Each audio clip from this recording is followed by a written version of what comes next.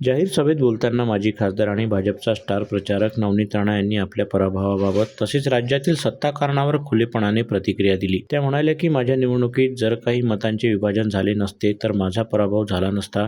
मतांचे अनावश्यक तुकडे होणे हीच माझ्या हरण्यामागची मोठी कारणीभूत बाब आहे. नागरिकांनी एकमुखी मतदानाचा संदेश देण्याची गरजही त्यांनी यावेळी व्यक्त केली. इस बार एक भी रहना है और सेफ भी रहना है, बस इतनी मैं विनंती आप लोगों को करूंगी.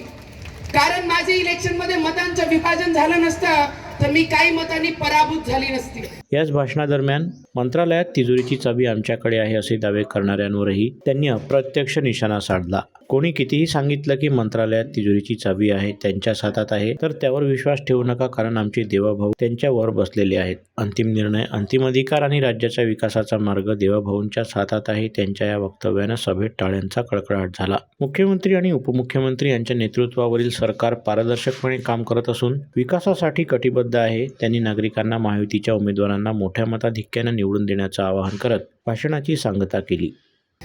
आज मी तुम्हाला तेवढीच विनंती करायला आली आहे, कोणी किती सांगितलं की मंत्रालयामध्ये महाराष्ट्राच्या पूर्ण तिजोरी आमच्याकडे आहे तर विश्वास मानू नका, कारण आमच्या देवाभाऊ त्यांचे वर बसलेले आहे. फक्त तेवढंच लक्षात ठेवा आणि फक्त कमळ कमळ कमळ या चिन्हावर मतदान करून आमचे ईश्वर भाऊला आणि जेवढेही नगरसेवक, जेवढेही महिला कॉर्पोरेटर म्हणून येणाऱ्या भविष्यामध्ये कॉर्पोरेटर होणार आहे, पुरुष मंडळी आमची, त्यांना सगळ्यांना तुमच्या आशीर्वादाची गरज आहे आणि आमचे देवाभाऊला सुद्धा आपली साथ आणि आपल्या आशीर्वादाची गरज आहे.